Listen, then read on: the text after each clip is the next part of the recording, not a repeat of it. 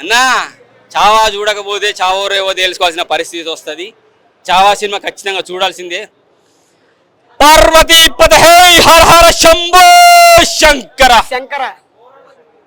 ఛత్రపతి మహారాజు కొడుకు, ఛత్రపతి శివాజీ మహారాజు కొడుకు ఒకడు ఉన్నాడు అని చెప్పేసి మనకు ఇప్పుడు మాత్రమే తెలిసింది.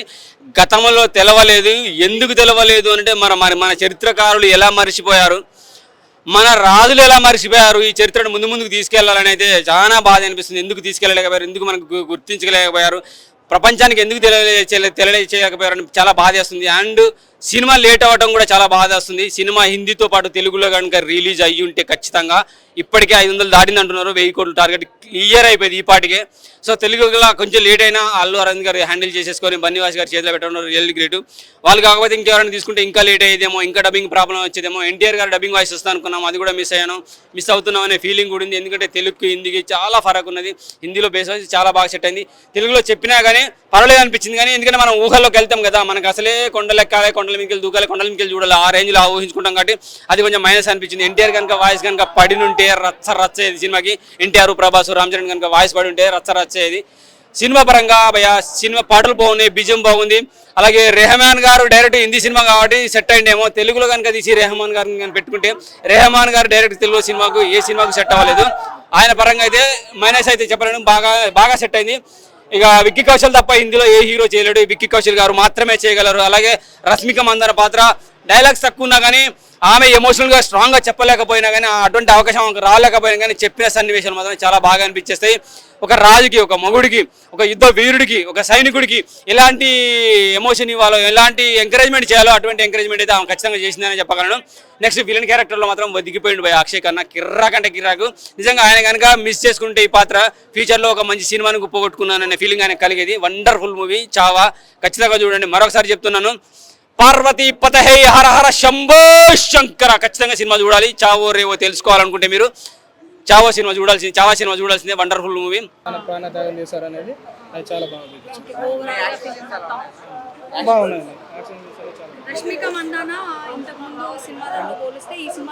ఈ సినిమా డిఫరెంట్ క్యారెక్టర్ చాలా యాక్టింగ్ పరంగా బాగుంది, చాలా బాగుంది. అండ్ ఆల్సో ఈ మూవీ వల్ల చాలా ఇంపాక్ట్ ఉంటుంది, ప్రజలకైతే చాలా ఇంపాక్ట్ ఉంటుంది. ఇన్ఫ్యాక్ట్ మా ఫ్రెండ్స్లోనే ఇప్పుడిప్పుడే నన్ను అడుగుతున్నారు శివాజీ గురించి ఏంటి, ఆ స్టోరీ ఏంటి అని చెప్పేసి ఇప్పుడిప్పుడే అడుగుతున్నారు అనమాట. సో నాకు ఎక్కువ గర్వంగా ఉంది ఈ మూవీ చూడటానికి. నేను ఓకే ఈ తరం పిల్లలకి అసలు సంభాజీ మహారాజ్ అన్నా కానీ ఛత్రపతి శివాజీ అన్నా కానీ అప్పుడు కూడా తెలియదు. యాక్చువల్గా ఏంటంటే చిన్నప్పటి నుంచి మేము స్కూల్లో చదువుకుంది, కాలేజ్లో చదువుకుంది, యాక్చువల్గా ఇవేం లేవు. ఐ డోంట్ నో వై, నాకు తెలీదు. బట్ ఏంటంటే హిస్టరీ ఎలా చదువుకున్నాం అలా ఉంది. బట్ మూవీస్ వల్ల హిస్టరీ నుంచి మూవీస్ తీయడం వల్ల ఇప్పుడు ప్రజెంట్ ఏముంది, మన హిస్టరీ ఏంటి, ఏం దాచారు అని చెప్పేసి అర్థమవుతుంది ఇప్పుడు మూవీస్ వల్ల. రైట్ అండి. నాకైతే చాలా అసలు ఏంటంటే అసలు మొఘల్ ఎంపరర్స్ ఏంటి ఇంత క్రూయల్గా ఉన్నారా, హిందూయిజం మీద ఇంత క్రూయల్గా ఉన్నారా. అండ్ వాళ్ళని చివరి వరకు నాకు కళ్ళలో వాటర్ వస్తున్నాయి. చివరి వరకు సంభాజీ అనే ఆయన ఫ్యూచర్లో అంటే నేను చనిపోయినా కానీ నేను ఒప్పుకోలేదు, ఓటమిని ఒప్పుకోలేదు అని చెప్పేసి అని యువతరం నాకు తర్వాత తరం నాకు నా గురించి చెప్పుకోవాలని చెప్పేసి అని చెప్పారు. అది నాకు బాగా నచ్చింది. రైట్.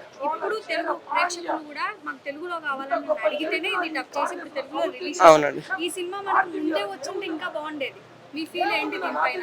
అంటే ముందే రావడం అంటే యాక్చువల్లీ ఎక్స్పెక్ట్ చేయలేదు. హిందీలో వచ్చిన తర్వాత తెలుగులో ఇంత బాగా ఆదరిస్తారని చెప్పేసి ఇంత బాగా డిమాండ్ వస్తుందని ఎవరు ఎక్స్పెక్ట్ చేయలేదు.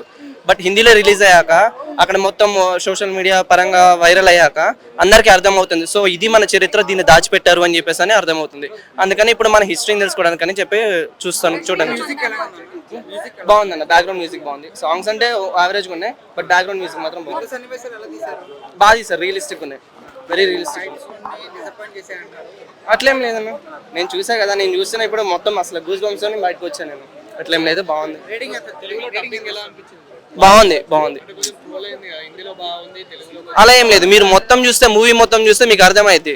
హిందీలో ఏదో విధంగా ఉందని చెప్పేసి అని అన్నారులే కానీ మూవీ మొత్తం చూస్తే మీకు అర్థమైంది, అట్లేం అనిపించదు. వచ్చి చూడండి ఒకసారి, మీకు అర్థమైంది. చదువుకునే పిల్లలు కూడా పుస్తకాలలో కొంతమంది నాయకులు కానీ మేడం. కొంతమందియే మీరు అమ్మని నమ్మండి చెప్పాడు. అమ్మని నమ్మండి, నాన్న నమ్మండి. అమ్మ నాన్న నీ పక్కన ఉంటే, అమ్మ నాన్న ఉంటే నీ పక్కన ఉంటే నువ్వు ఈ దేశాన్ని జయించచ్చు అని చెప్తున్నాడు కదా. నీ పక్కన అమ్ముంటే చాలు. నేను ఒక అరగంట ఏడ్చాను మేడం. ఏ సీన్ వల్ల బాగా గుచ్చుకుంది? ఏ సీన్ గుచ్చుకుంది? పక్కన అమ్మ ఉంది కదా, ఓకే. పక్కన వైఫ్ ఉంది కదా. జై జగదంబ చాలు కదా. మీ విషయం నమ్మండి, మీ పరిస్థితి నమ్మండి. అన్న చావా మూవీ తెలుగులో రిలీజ్ అయింది కదా, మీకు తెలుగులో ఎలా అనిపించింది? సినిమా అయితే బాగుంది. సినిమాని సినిమాలాగా చూడాలి. ఆ సినిమాలో ఉన్నదంతా నిజం అనుకోవాల్సిన అవసరం లేదు. అట్లని చెప్పేసి ఒక వీరుని చరిత్రని కించపరచాల్సిన అవసరం లేదు.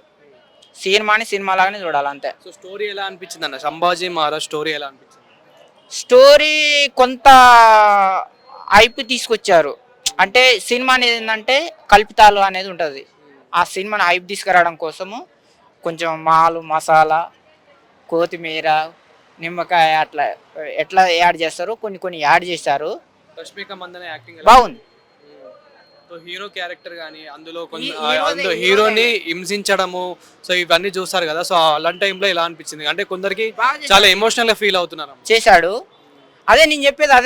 నేను చెప్పేది ఏంటంటే అందులో చూసిందంతా ఇప్పుడు మనకు బాధ అనిపిస్తుంది. సినిమాని హైప్ తీసుకురావడానికి ఒక డైరెక్టర్ అనేవాడు ఏ రకంగానైనా చేయగలుగుతాడు. అందు గురించి మనం చూసినంత నిజం అనుకోవాల్సిన అవసరం లేదు. అలాగని చెప్పేసి ఒక వీరుణ్ణి కించపరచాల్సిన అవసరం లేదు. సినిమాని సినిమాలాగా చూడాలి, ఎంజాయ్ చేయాలి అంతే. స్టోరీ ఎలా అనిపించింది? బాగుంది. అంటే హిందీలో ఇచ్చినంత గూస్ బాంబ్స్ ఇందులో వాయిస్ కొంచెం పోయింది అంటున్నారు కదా. సో అంటే ఆయన మన తెలుగు వాడు కాదు కదా, అట్నే ఉంటది. అంటే తెలుగు ఇప్పుడు ఆయన హిందీ హీరో కాబట్టి మనకు కనెక్ట్ కాదు. అదే మన ప్రభాస్ లేకపోతే మన వాయిస్ ఎన్టీఆర్ ఇస్తే బాగుండని చెప్పేసి అన్నారు. ఉంటది, మన ఎన్నో కోరికలు ఉంటాయి. వాళ్ళకి తగ్గట్టుగా మరి వాళ్ళ మనీ కానీ అన్నీ ఉంటాయి కదా. సినిమా అంటేనే మనీ అంటేనే సినిమా. రేటింగ్ ఎంత ఇస్తా అన్నా? ఇవ్వచ్చు, 5కి 10 అని ఇవ్వచ్చు. ఒక వీరుని చరిత్ర కదా. సినిమాలాగా చూడండి అంతే. అనేంత కసి అయితే వచ్చిందన్న. సినిమాలో అయితే సంభూజీ క్యారెక్టర్ చాలా బాగుంది. నెక్స్ట్ రాజమౌళి గారు దీన్ని లీడ్ తీసుకొని ఛత్రపతి శివాజీ అండ్ సంభూజీ ఇద్దరు కథ తీస్తే బాగుంటది అన్న.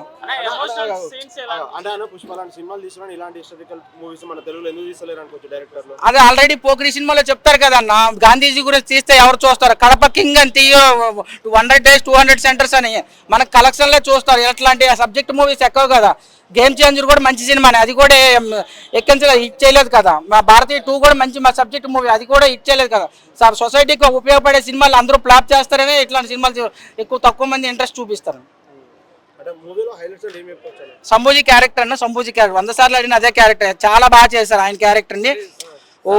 సంభాజీని హింసించినప్పుడు చాలా కొందరు ఏడుస్తున్నారు, చాలా మంది ఎమోషనల్ అవుతున్నారు. చాలా మంది ఏడుస్తారన్న. అంతే ఎవరైతే హిందూ భక్తులు మెయిన్ గా ఉంటారో వాళ్ళు హిందువు కోసం ఇంత చెయ్యాలా అనేటట్టు అంత సినిమాలో చూపించారన్న.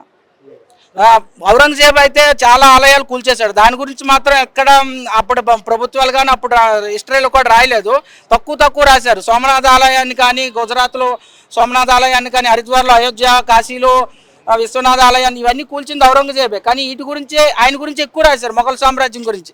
ఈ సంభూజీ గురించి ఎక్కడ పాఠాలు కానీ లెసన్స్ కానీ లేవు. దాని గురించి ప్రభుత్వం ఆలోచించి సంభూజీ గురించి, ఛత్రపతి శివాజీ గురించి యాడ్ చేస్తే బాగుంటాయి. సాంగ్స్ అంత ఇంట్రెస్ట్ లేదు. నేను 2 songs బయటకు వచ్చినాను. రష్మిక మందన యాక్టింగ్ ఎలా అనిపించింది? బాగానే ఉంది. అంటే స్టోరీ పక్కన ఇట్లాంటి స్క్రిప్ట్లు సెలెక్ట్ చేసుకోవచ్చు. నాకు సినిమాలు ఆడవన్న, ఎందుకంటే సబ్జెక్ట్ మూవీలు ఈ సొసైటీకి అవసరం లేదన్న. ఉల్లు యాప్ని డెవలప్ చేయమంటే ఓల్డ్ మంది డెవలప్ చేస్తారు, అదే మంచి గురించి చేయమంటే చేయరు కదన్న. చిన్నపిల్లలకి అంటే స్కూల్ ఎడ్యుకేషన్ ఉండే వాళ్ళకి అదే 6th 7th 8th 9th లోనే ఎక్కువ హిస్టరీ ఉంటుంది అన్న. వాళ్ళకి చూపిస్తే ఈ హిస్టరీ గురించి కొంచెం నాలెడ్జ్ వస్తుంది వాళ్ళకి. అది వాళ్ళ ప్రొఫెషన్ అన్న. వాళ్ళ ప్రొఫెషన్ మనం ఎట్లా తప్పు పెడతాం? వాళ్ళు అదే ప్రొఫెషన్ ఎంచుకున్నారు. వాళ్ళు ఇప్పుడైనా ఆ ప్రొఫెషన్ మాని వదిలేసి మంచి ప్రొఫెషన్లోకి వస్తే బాగుంటుంది. తెలుగు డబ్బింగ్ ఎలా అనిపించింది? బాగానే ఉందండి, పర్వాలేదు. అది వాళ్ళు సరిగా చూడకపోతే ఏమన్నా, ఆల్రెడీ తొందరగా తెలుగు వాళ్ళు అడుగుతున్నారని చెప్పి డబ్బింగ్ చేశారన్న. శివాజీ గారు వాళ్ళ కొడుకు ఎలా ఉన్నారు ఏంటన్నది బాగా చూపించారు మూవీలోని. హీరో కూడా బాగా యాక్ట్ చేశారు, హీరోయిన్ కూడా బాగా యాక్ట్ చేశారు. స్టోరీ అయితే ఇంక మొత్తం ఇది పీరియాడిక్ కాబట్టి మొత్తం అంతా చాలా బాగుంది. ఇంక చూడాల్సిన సినిమా అది, ప్రతి ఒక్కరూ చూడాల్సిన సినిమా. సైడ్ క్యారెక్టర్స్ అనేది పెద్ద అనిపించలేదు కానీ ఓన్లీ మొత్తం సినిమా మొత్తం అంతా హీరోయే. మొత్తం హీరోయిన్ ఉంటుంది.